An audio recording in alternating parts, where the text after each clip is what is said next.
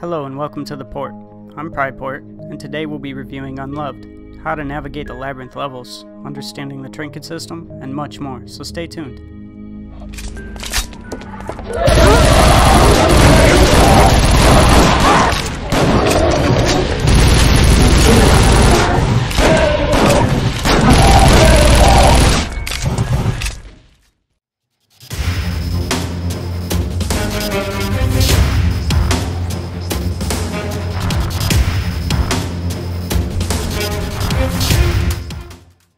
Unloved is a trip from the past, a game based off of Paul Schneider's original Doom 2 modification that embraces the Unreal Engine.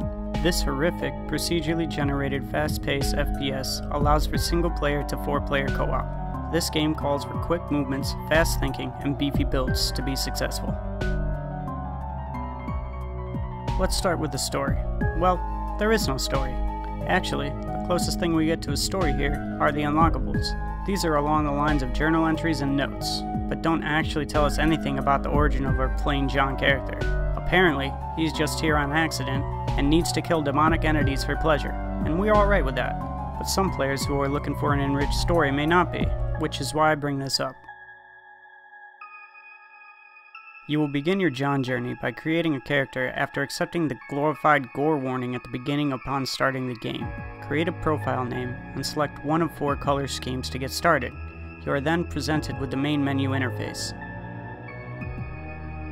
Jumping into the Play tab will give you the option to start a new game or join an existing player's game, although it's rare to come across other people who are playing the game type that you're looking for, especially if you're new to the game and are looking to play the easier levels. Starting a new game will present you with some options. You will be able to set the max players you want to join the game, 1 to 4, the level limit of players that can join your game by increments of 10, the difficulty you would like to play, at which ranges left to right, from easy to extremely insane, the location of where you will play, the size of the map from small to huge, the game mode, and an optional challenge. The game modes each hold their own uniqueness to them. Ultraviolence is the normal game mode and is pretty fun. You will have time increments in opening doors, collecting items, and filling the blood banks. You will have to stay on your toes as enemies could strike at any time. Arcade mode allows you to instantly obtain items and open doors, but adds more monsters and lower rewards in the process. Classic horror reduces the item pickups, makes the player move slower, increases the area size and monster power, but yields a higher reward. And hot mode, which is single player only, freezes time and only moves when the player moves. The monsters are a lot stronger in hot mode, and rewards are normal.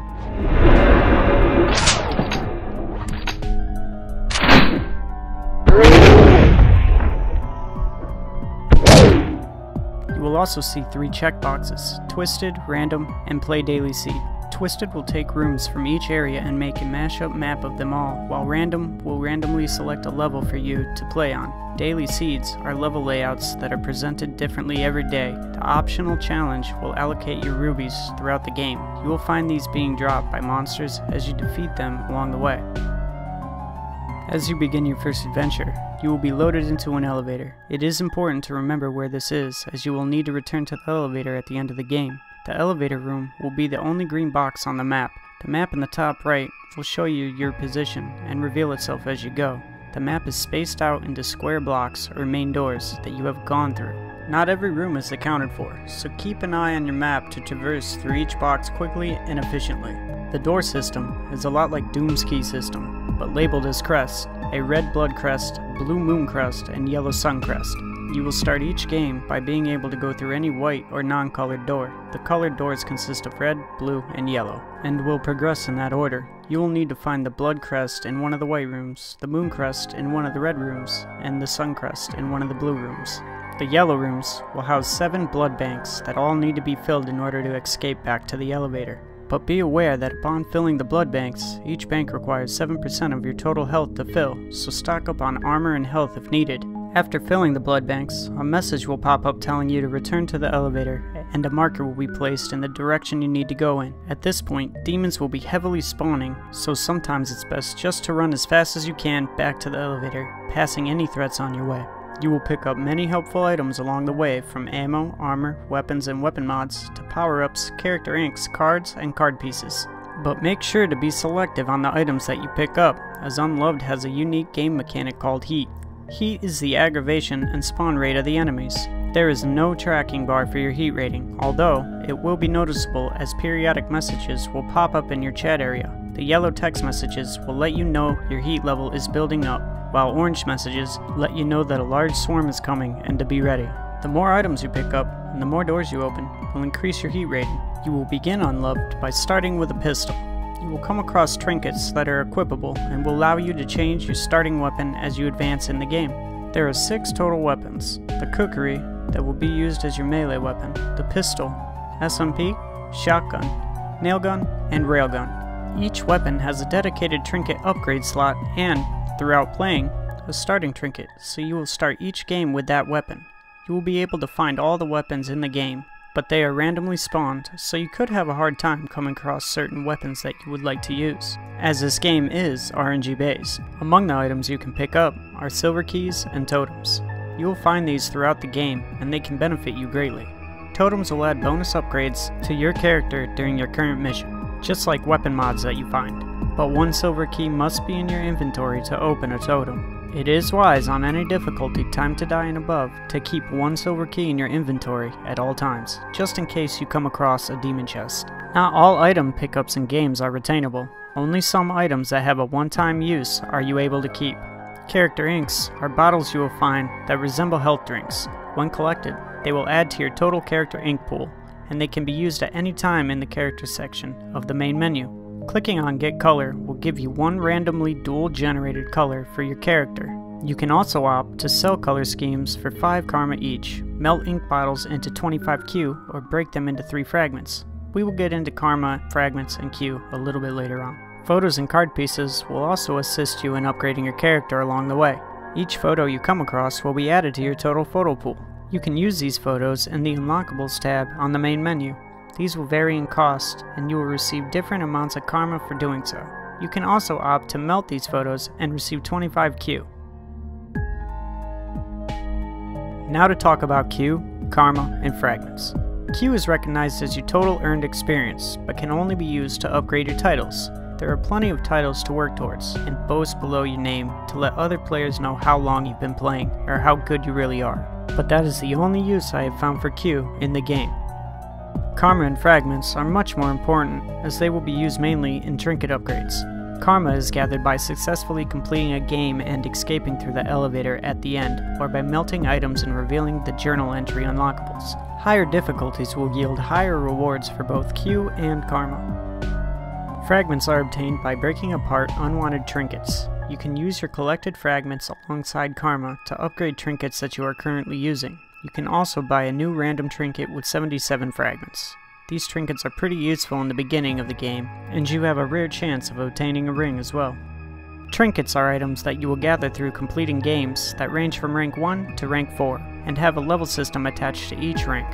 Rank 1 and rank 2 have a level 5 cap, while rank 3 has a level 7 cap, and rank 4 has a level 13 cap. However, you cannot upgrade rank, but only the trinket's level, and again, higher difficulty completions will yield higher rewarded trinkets.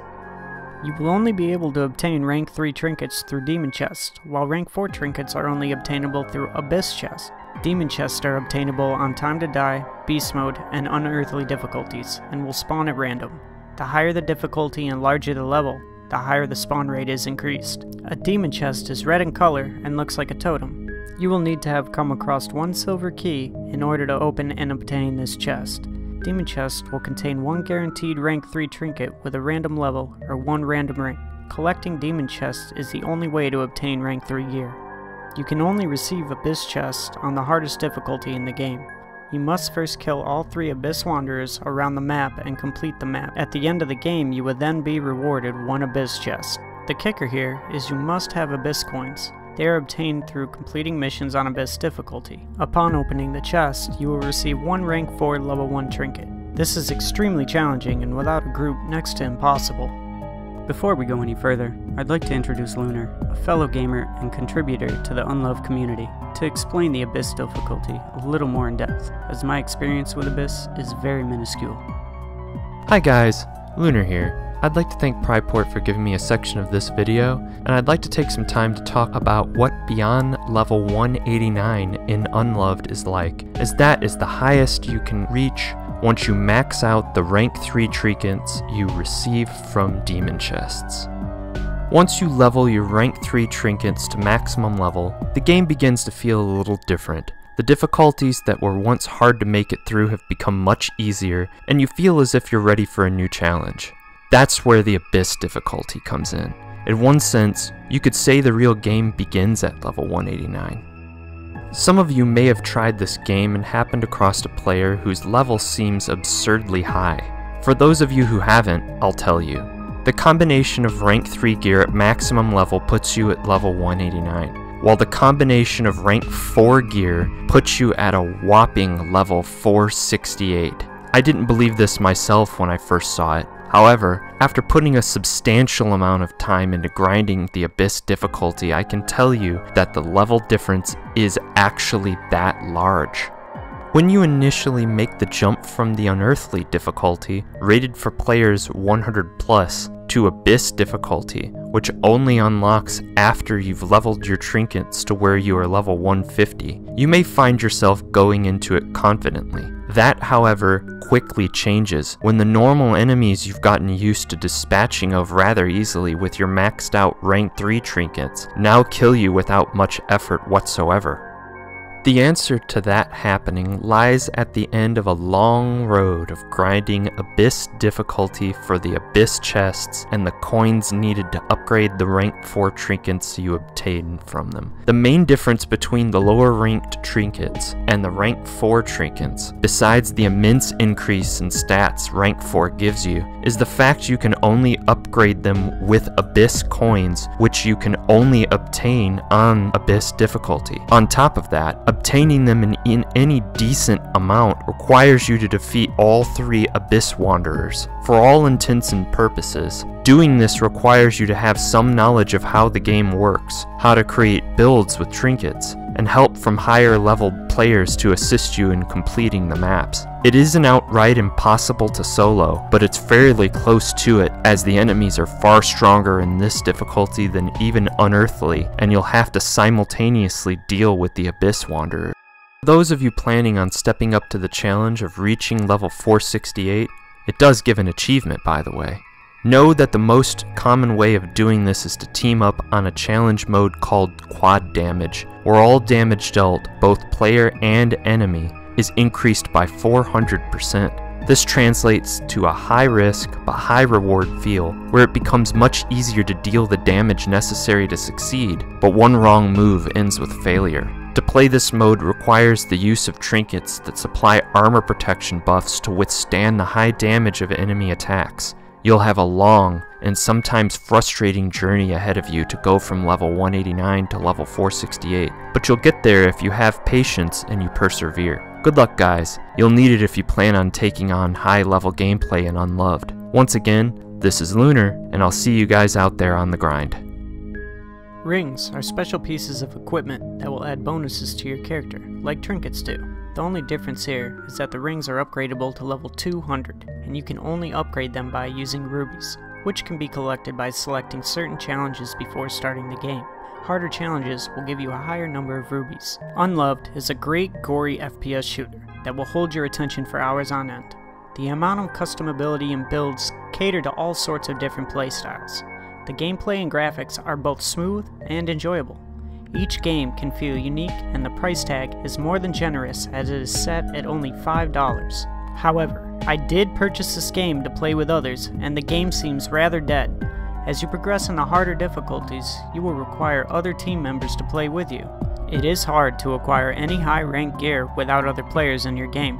Your best bet is to join the official Unloved Discord friend finder to get help when needed. I will put a link to the Discord in the description below. Or go the route that I went, of getting this game with a couple of friends, as it will make the game more immersive and fun. Other than the lack of player base, there is no reason to not purchase this game. If you're a true FPS fan, Unloved is both casual and hardcore friendly, and it brings back the old school Doom and Quake days with more gore, better graphics, and a unique demonic feel. Have you played Unloved before? What are your thoughts on the game? Have any tips and tricks for newcomers? Let me know down in the comments below. I'd love to hear what you think. Thanks for joining me today. If you liked the video, go ahead and slap that thumbs up ski, and subscribe for future reviews and content. I will see you next time, right here in the port.